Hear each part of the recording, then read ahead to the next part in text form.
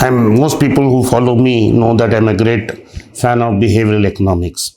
For some time, I was carrying Richard Thaler's book on my Twitter as my Twitter icon. In behavioral economics, there's a concept called as recency bias. Most economists and individuals take the most recently available data and then say that is the reason. In most cases, that is not true. Same is the case of the Indian economy. Let's take a look and see the effect of recency bias. Welcome back to Berich.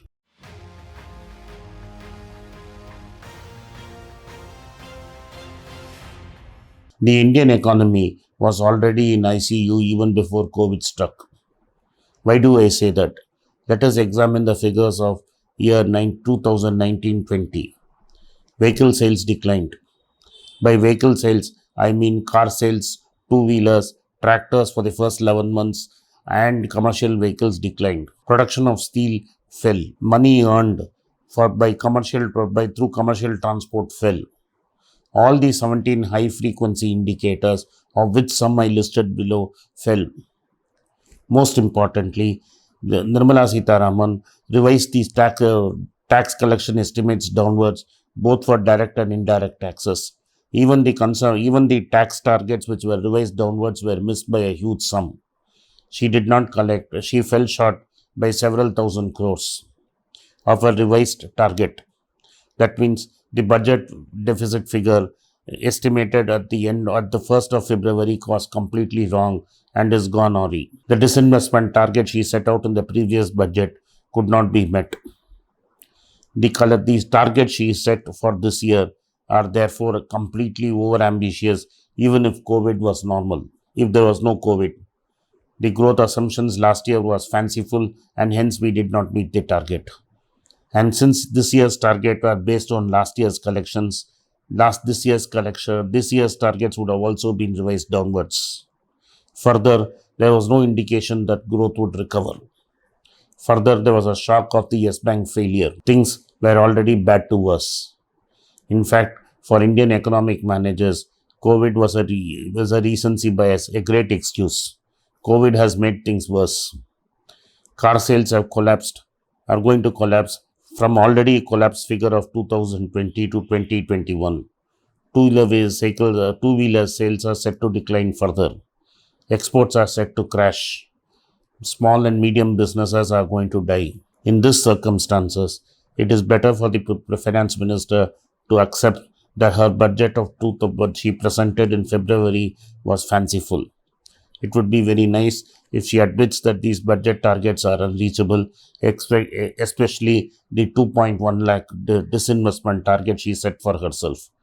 It would be good for the Indian economy if she does another budget in July where she resets and recalibrates the targets downwards and pronounces a more realistic budget with a proper stimulus for the small and medium sector. If our rulers continue to live in ivory towers and think that these targets can be met, because recently a circular was sent out by the director of CBDT, Central Board for Direct Taxes, to all the 11 zones, asking them to meet the targets for this year. That is most pathetic. There is no way you can meet the targets. Nirmala Sitharaman announced that all previous years' refunds less than 5 lakhs would be made. Several people have contacted me over social media and said they have not got refunds of 70,000 and 50,000, while some seem to have got them. Today, in the Business Standard newspaper says the court has passed an adverse order and asked Government of India to return 733 crores to Idea Vodafone. Idea Vodafone itself has another 4,000 crores of refunds to be paid. If all corporate refunds are to be paid through court orders, then we need another 50 to 60,000 crores. If such money has to be found, it is very difficult. Nomura, the big Japanese firm, has already said India is on a verge of a default state. If this happens, things will get too bad to worse. Please don't get carried away by what is happening in the stock market. The stock market seems to be diverse from reality and running on steroids on the liquidity provided by our government. It is pertinent to note foreign institutional investors are continuously selling, and it is domestic institutional investors who are using selective buying to keep the index afloat. This cannot last for long. Thank you very much for watching Be Rich. If you like this channel, kindly press the subscribe button and turn on the bell notification. Kindly share this video with your friends and relatives and urge them to subscribe to my channel. I have given a WhatsApp number below. Those who are desirous of buying my books may send their number and my team would get in touch with them.